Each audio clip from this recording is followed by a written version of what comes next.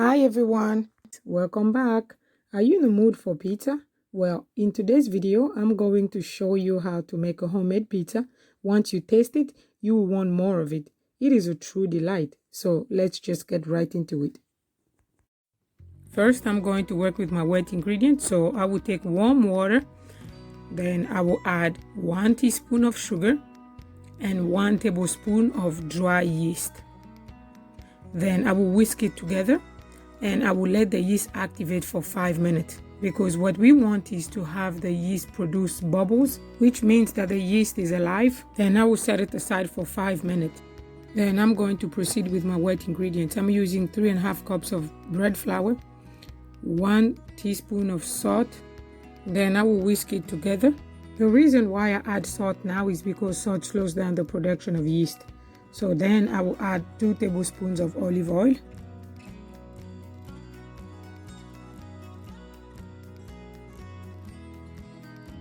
It's been 5 minutes. My yeast is very well activated. I will add it to the dry ingredients. Then I will mix it all together. If after 5 minutes the yeast you are using is not activated, then either the water is too hot or the yeast is not good anymore. So in that case, you will have to throw away that batch and make another one. So now you can see that I'm mixing everything together to obtain a very good dough. I'm adding just a little bit of water to work with my dough. So now I'm going to continue mixing it together. Once everything is mixed in, I'm going to transfer it to my work surface, and I will literally set 10 minutes to work at my dough. So it's a good workout and it will pay at the end. What you want is for the dough to be pokey and smooth.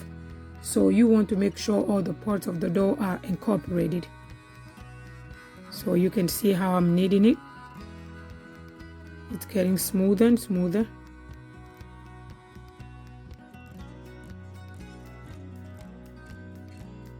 As I'm kneading the dough, I'm making sure that I rotate the dough into a beautiful round ball. Then I will put the dough in a container and then put some olive oil and rub it in. Once I'm done making sure the olive oil is into the dough, then I will cover it and let it rise for at least an hour or even more. One of the pizza dough secret is the longer it rises, then the better the pizza will be. The pizza dough can rise for 1 hour, it's perfect, but I will let mine rise for 2.5 hours. 2.5 hours have went by, my pizza dough is well risen.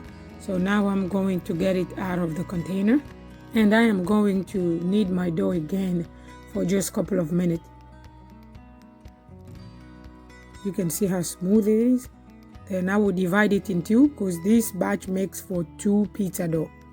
So I will just use 1, and if you have a big family you can use 2, but I will just use 1, and the rest I will put it into a plastic wrapping paper and put it in a freezer for another day if I want to eat pizza.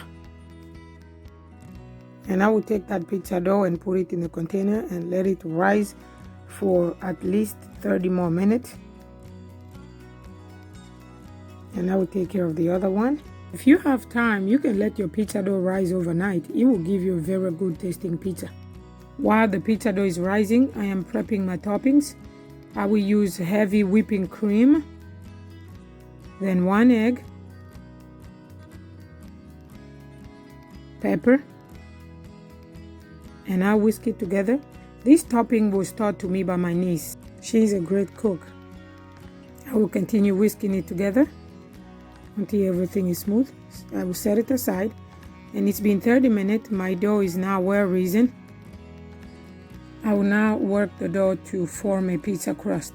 So I have 2 options. I can make it in a round pizza or make the pizza into a rectangle shape. So the reason why, because my baking sheet is rectangle, so I'm going to shape my pizza dough into a rectangle shape and adjust it to my baking sheet.